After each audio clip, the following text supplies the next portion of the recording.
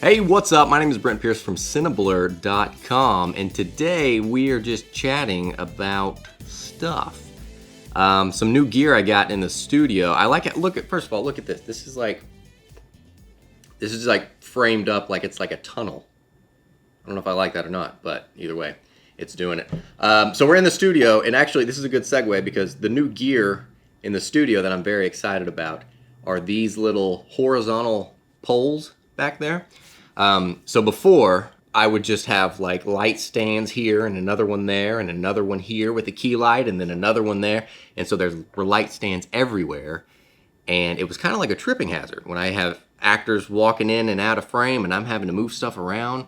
It was very annoying and very cumbersome. So I thought, you know what? I'm going to make everything hang from the ceiling. And so I thought about different ways to do that.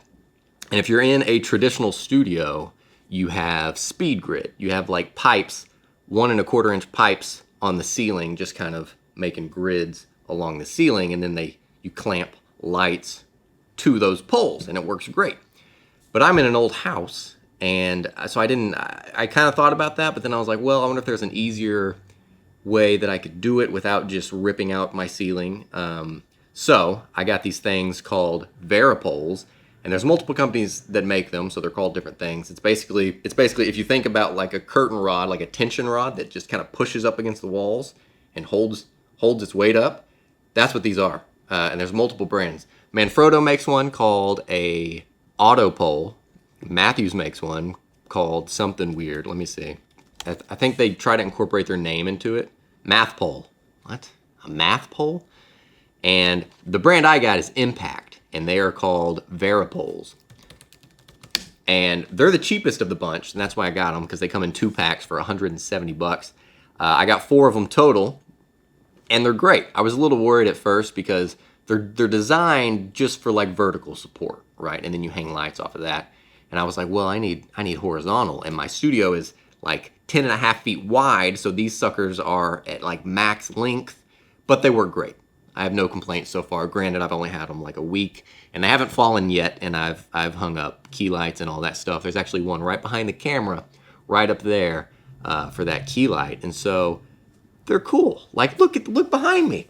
There's no light stands. And before I would have light stands permanently back there, and you can kind of see like a boom pole. See right there? Right there. That's a boom mic, right? And so when I have talent standing, I can just lower it, or if they're sitting, I can lower it even more, and it's great. I don't know, I like them. And so what you would do, you get your horizontal poles up there, you get these super clamps, look at these, get these super clamps, put it on the pole, tighten her down, and then you got like a hole here for a baby pin or a spigot for a 1/4 inch or 3/8 or whatever, and then you can attach any kind of accessory, and they're great. It's fantastic. So if you are thinking about doing that, pick yourself up some of these super clamps.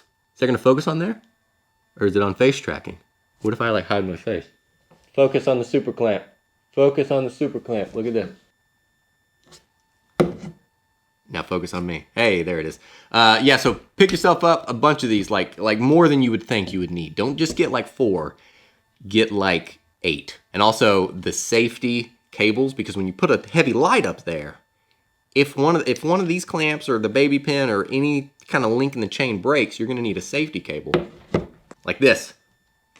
Simple safety cable. These things are cheap. You can go to Walmart or Home Depot or wherever.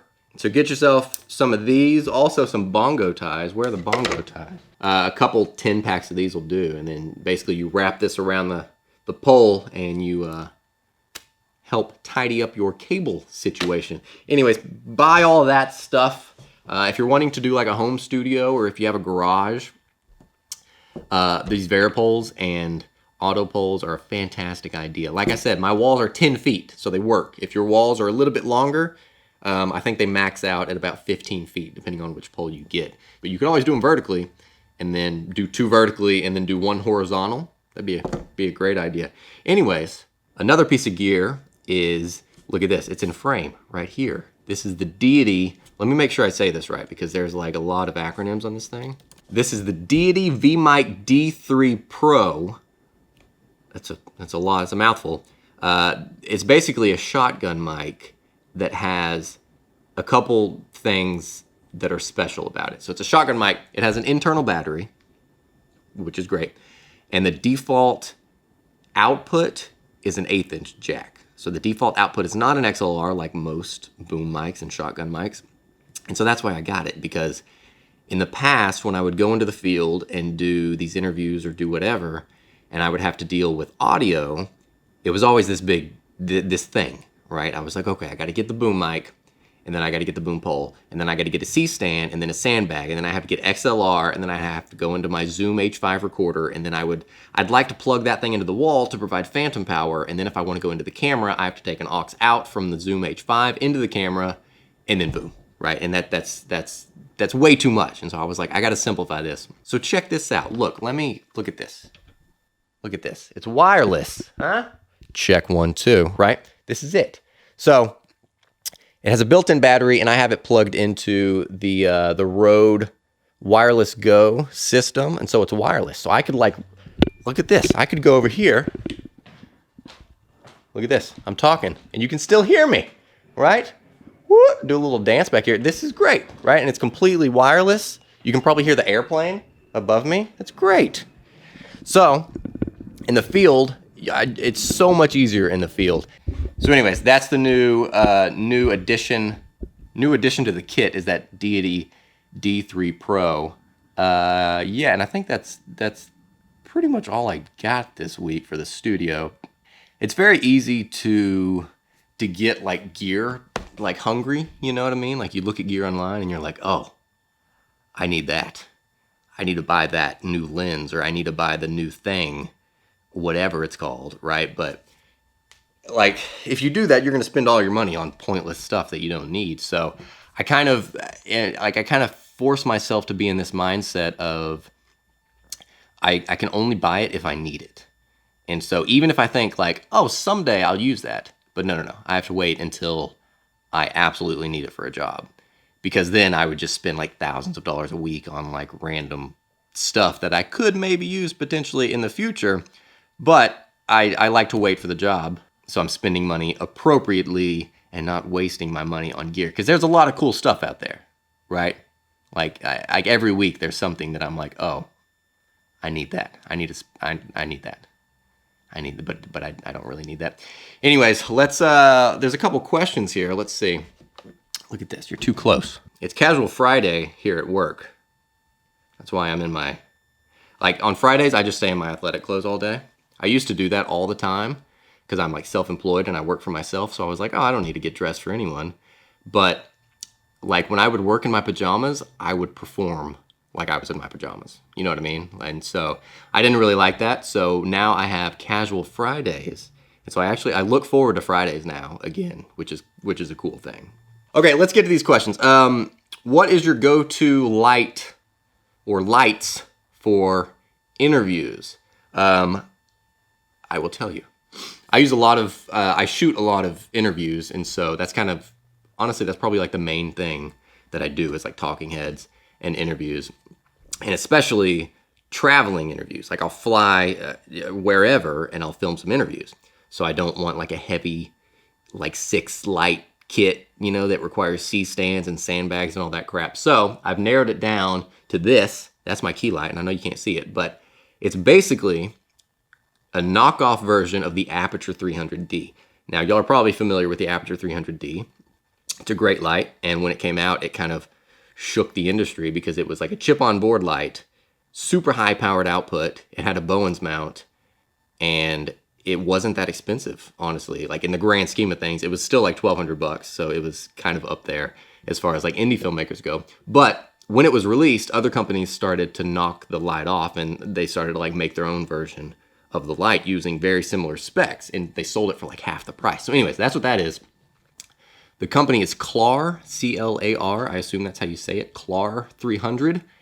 And yeah, I love it. It still has the same drawbacks as the Aperture 300D, which is unfortunate. Like it has 2 ballasts, which is frustrating, and it has a fan, which is very loud. So that's frustrating, but it's still a great light. Now that's the first version they came out with. They do have a new version, which I don't have set up, called and for a while they were only sold through Adorama. That's why they weren't like super widespread. Okay, so some of the new versions are called Klar Illumimax 350, and it only has one ballast, and the fan is much quieter.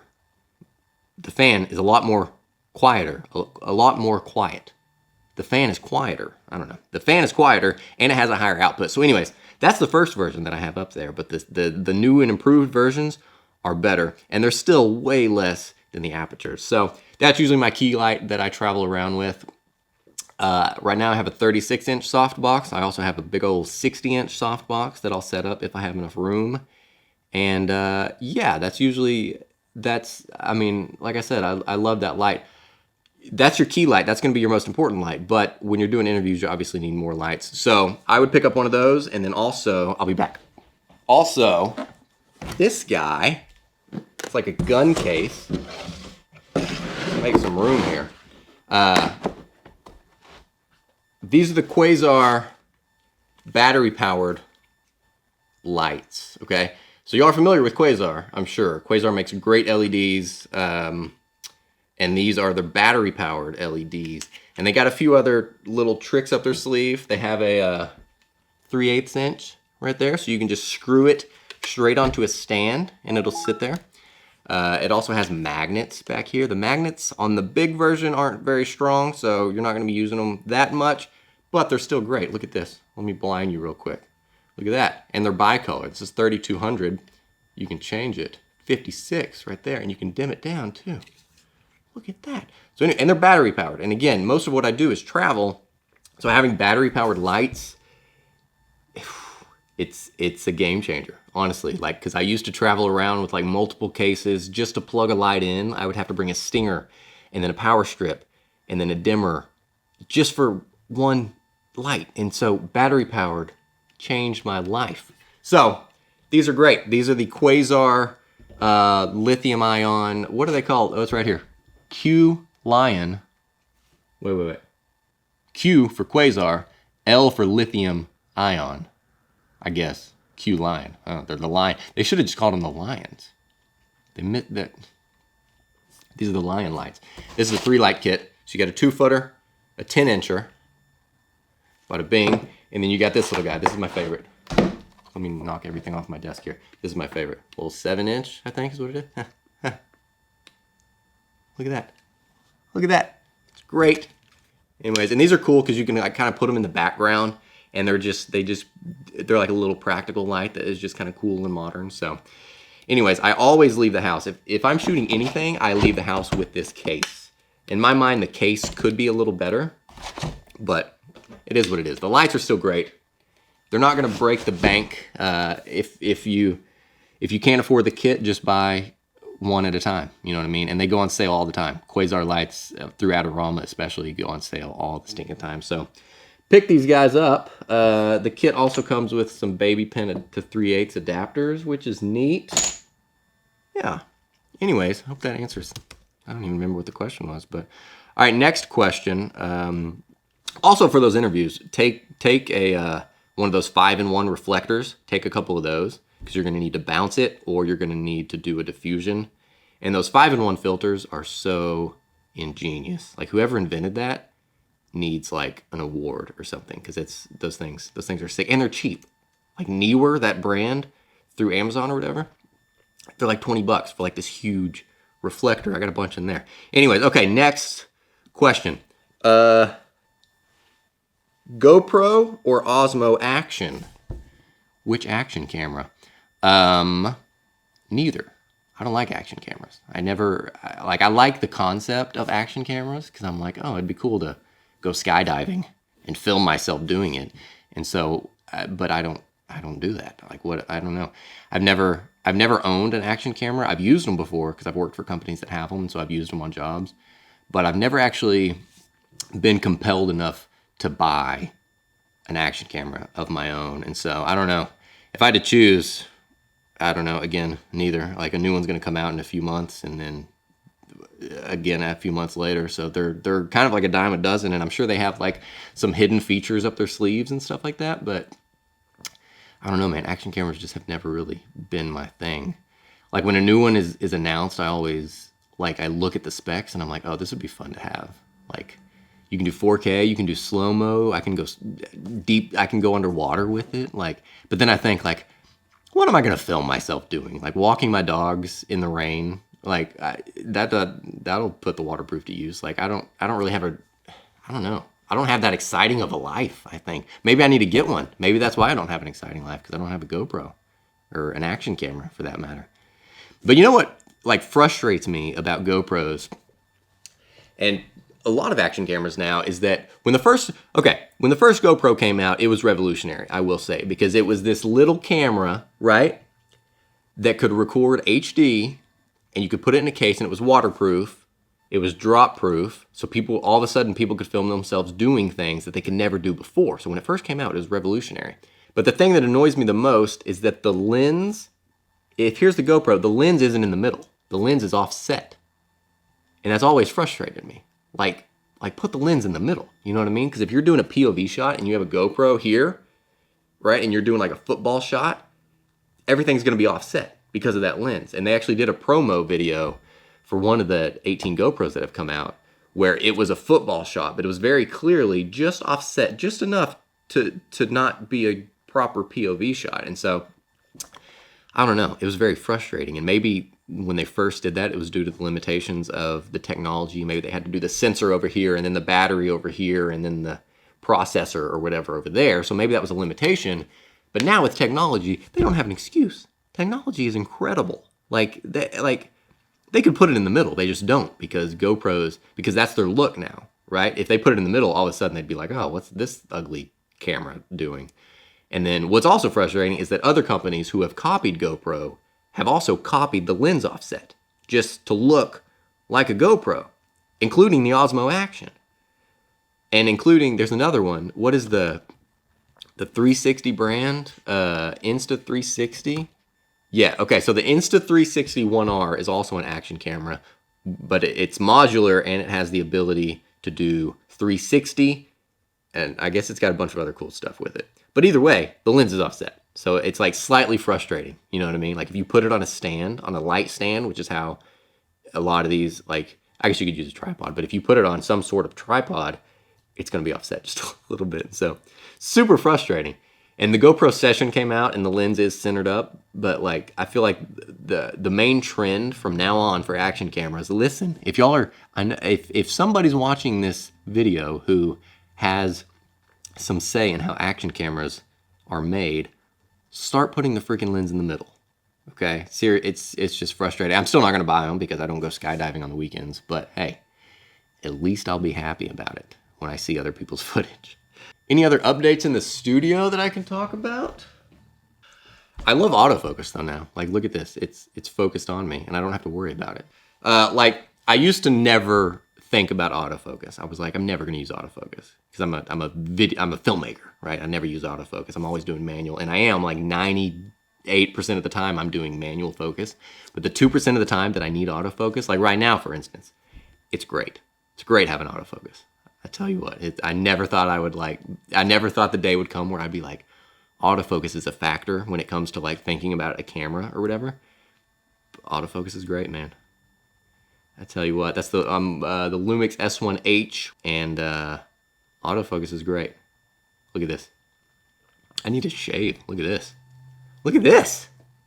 Look at everything. This is getting out of control. So during this pandemic, this is the Ultimate Frisbee jersey. I play Ultimate Frisbee. And during this pandemic, that is the thing that I miss the most, is going out and playing with my friends, playing Ultimate Frisbee. Because that was like my workout. I would go like 3 times a week. And I would play Ultimate Frisbee for a couple hours. And I would be exhausted afterwards. And that was like my cardio workout. You know what I mean? And so, first of all, my cardio workout has gone down the drain. And second of all, I just miss playing Ultimate Frisbee. It was so great. I loved it. And so that's what I'm looking forward to most coming out of this pandemic. Anyways, thanks for watching. Yeah, I guess click subscribe and the like button. Is that what people say that, right? People say like, click the things. I guess it would be down there. I have no clue. I don't know what I'm doing. Just talking. Thanks for watching. See you guys next time.